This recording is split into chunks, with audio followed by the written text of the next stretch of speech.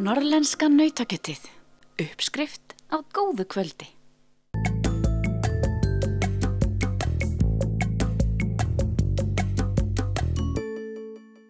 Kona á skjön yfirskrift sýningar ævi og störf skáldkonunnar Guðrúnar Árnadóttur frá Lundi sem opnuð var á Sauðárkróki nýlega. Rithöfundaferill hennar sannkallað ævintýri í íslenskri bókmenntasögu og vel við hæfi að gera þessari merku konu skil í Skagafirði þar sem hún bjó.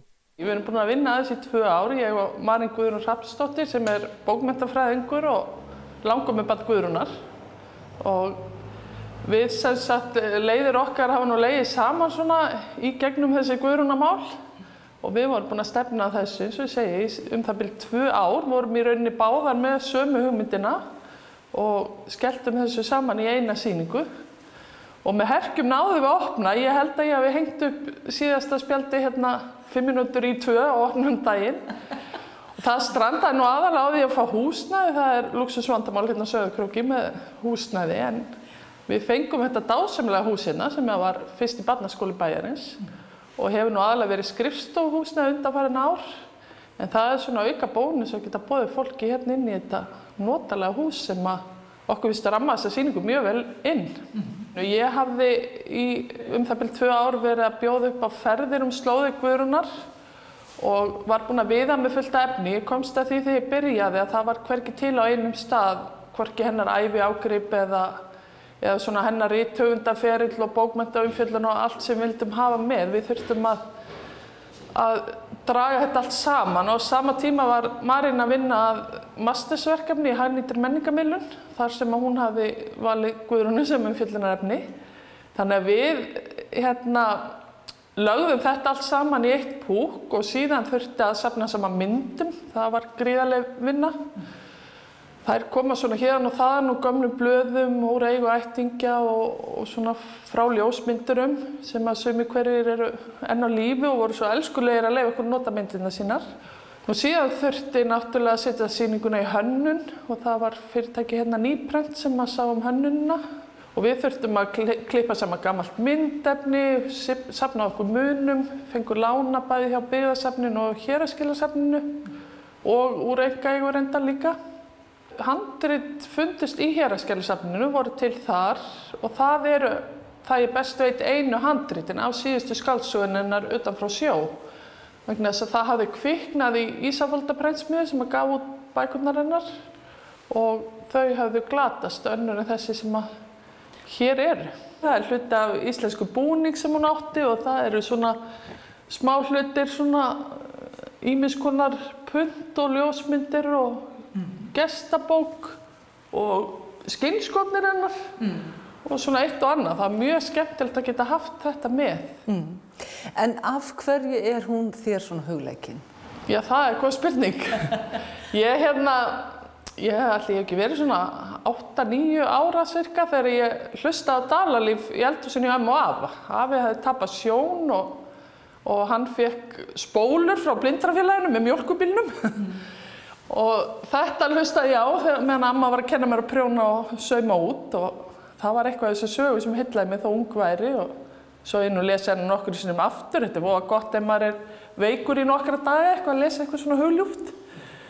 Svo var ég nú að vinna sem blaðamaður hjá Feiki og þá var mér falið að fjalla um endurútgáfu Afdalabarns og þá fór ég svona að tína saman æviágrip hennar í stuttu máli og upp úr því held ég að nú kviknaði þessi hugmynd að ferðunum og þetta bara svona eins og lítill bolti sem fer að rúlla og þetta vindur einhvern veginn alltaf upp á sig.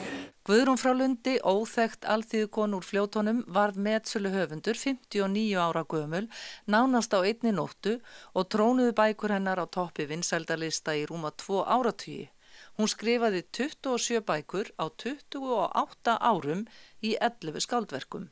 Mér fannst líka kannski vanta bara að sýna henni meiri sóma í Skagafirði. Það kemur nú á daginn að hún var meira og minna alla sína ævi í Skagafirði og fór lítið að bæ og það var alveg full ástæða til þess að sýna henni svona meiri sóma og minna á hana svona varanlegan hátt.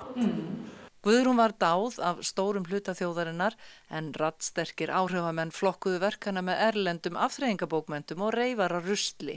En hvað ætli það hafi verið og sé í hennar skrifum sem nær til lesendennar? Ég held að sé bara svona þessar, hvað segir maður, tilgerðarlausu frásagnir af hversdagslífinu. Það var nú stundu sagt að hún væri svona vinsæla því að fólk var nýflutt á mölina. En það skýrir ekki vinsældir hennar í dag. Þetta bara eins og einhver sagði við mig, það ekki verið að drepa neitt eða. Þetta svo fallega sögur og það verið að lýsa svona daglega lífin í sveitinni, vinnubrögðum og annað.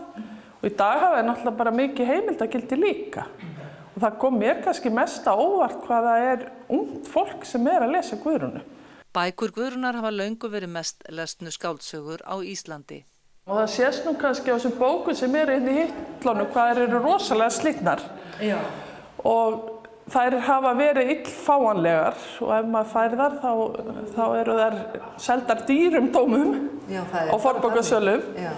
En sem betur fyrir nú fara að endurútgefa þær en allavega lengi vel og Dalalíf komst aftur á metsölulista núna bara þegar endurútgáfan hást núna á síðustu misserum. Það var nú svona alltaf því gert lítið úr bókunum hennar. Hún svona hafði mjög, hún hafði svona mjög frjálslegan stíl. Hún skrifaði mikinn texta og var alveg laus við þessi stílbrögð sem að þessi tískuhöfundar þá hefðu tileinkað sér. Og auk þess kona og henni, það var nú kannski á þeim tíma sem var ætlast þess að konu væri heima í sveitinu bak við eldavélina eins og sagt var.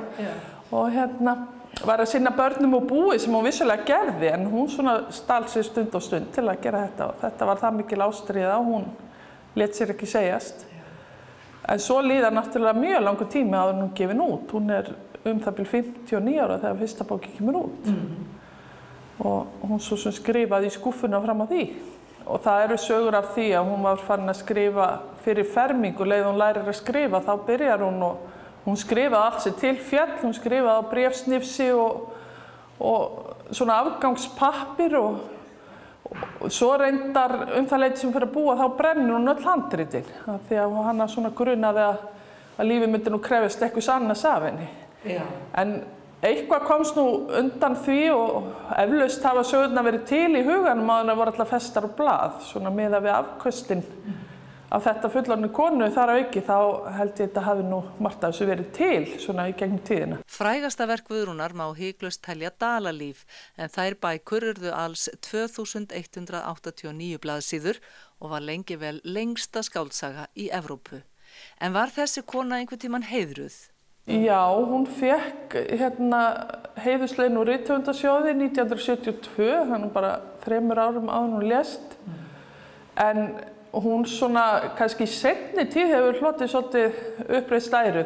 Svona seinni tíma bókmenntafræðingar hafa kannski meira svona fjallað hana og hún kemst í raun ekki inn í íslenska bókmenntasögu svona á blað fyrir en svo löngu seinna. Þannig að Og þeir sem vilja vita meira Guðrúnu frá Lundi, þeir eru bara velkomin hingað til ykkar? Algjörlega, hér opið alla daga frá 1 til 5 og hér við með elskulega konur sem að taka þátt í þessu verkefni og gæta sýningarinnar fyrir okkur. Hella upp á kaffi, hvað? Hella upp á kaffi og mæta jafnvel í peysufötum og sem að gera það verkum að við getum haft hérna opið alla daga þessar 2 mánuði, júní og júlí og síðan við svona að velta fyrir okkur þeim möguleika að sýningin færist kannski á höfuðborgarsvæðið eftir það.